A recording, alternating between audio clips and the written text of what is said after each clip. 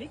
सन 1827 ईस्वी में जर्मन के वैज्ञानिक सर जॉर्ज साइमन ओम ने किसी चालक में प्रवाहित धारा और उसके मध्य उत्पन्न विभवांतर, चालक के सिरों के बीच उत्पन्न विभवांतर के मध्य एक संबंध को स्थापित किया जिसे ओम का नियम कहते हैं।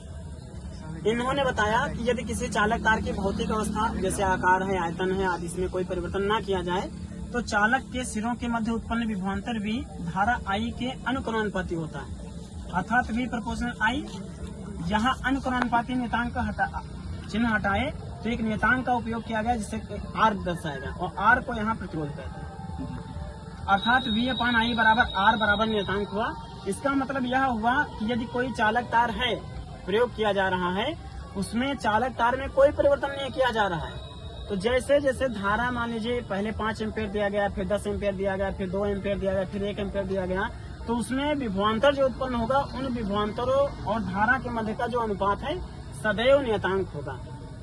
इसलिए ओम के नियम में जो धारा और विभवांतर के बीच का ग्राफ है सदैव सरल रेखा ग्राफ है। इसकी पूर्विंग के लिए बताएं तो यदि मान लीजिए एक चालक तार लिए हैं जिसकी लंबाई आपकी स्मॉल l है, चालक तार में प्रत्येकांक लंबाई में इलेक्ट्रॉनों की संख्या स्मॉल n है और चालक तार का अनुप्रस्थ काट क्षेत्रफल a है, इलेक्ट्रॉनों का अनुक्रमण वेग vd है और एक इलेक्ट्रॉन का आवेश स्मॉल a है, इलेक्ट्रॉन का द्रव्यमान मान लीजिए स्मॉल e। यदि वैद्युत क्षेत्र की तीव्रता कैपिटल E हो तो कैपिटल E बराबर V/L लिखा जा सकता है। हम आप यहाँ ये भी सूत्र लगा सकते हैं कि दूरी के सापेक्ष विभव में परिवर्तन की दर को विभव प्रवणता कहते हैं, उस संबंध से E बराबर V/L लिखा जा सकता है। या हम लिखना चाहें तो इसको यहाँ से भी समझ सकते हैं कि एकांक आवेश पर किए गए कार्य को विभव कहते हैं और एकांक आवेश पर लगने वाले बल को विद्युत क्षेत्र की तीव्रता कहते हैं।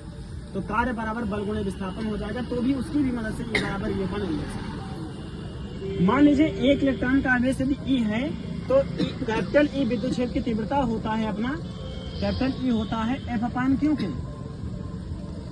तो F बराबर होगा Q इंटू E के। Q का मान स्मॉल e माना गया तो F बराबर होगा E इंटू कैपिटल E, समीकरण 2 मान लेंगे। अब ये जो कैपिटल E है इसका मान यहाँ रखे हैं तो F बराबर आ जाएगा स्मॉल e V/L, इसको मान लेंगे समीकरण। न्यूटन का हम द्वितीय नियम जानते हैं गति का, वहां से F बराबर m में होता है, A बराबर होगा F/m।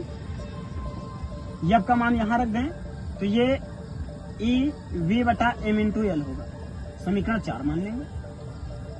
गति का प्रथम समीकरण जानते हैं भाई, V बराबर होता है U प्लस AT, तो V माने यहाँ अनुगमन वेग VD होगा, प्रारंभिक वेग 0, A का मान जो ये अपना आया है इसको मान यहाँ रख दें तो E V/m इंटू L और T माने यहाँ टाउ विश्रांति काल हो जाएगा, तो यहाँ से VD बराबर आएगा E V टाउ/m इंटू L, इसको समीकरण 5 में।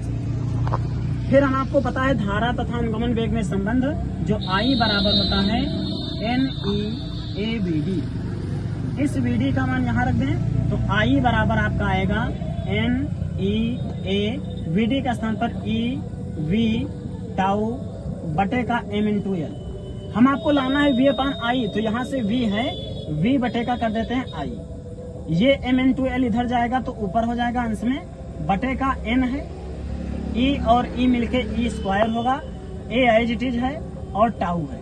यहाँ पर ML/N E square A tau जो एक क्वांटिटी है इसको एक नियतांक मान लिया गया, उस नियतांक को कहा गया R, और अर्थात हम लिख सकते हैं V/I बराबर R बराबर नियतांक, या यहाँ से लिखा जा सकता है V बराबर I इंटू R या V प्रोपोर्शनल I।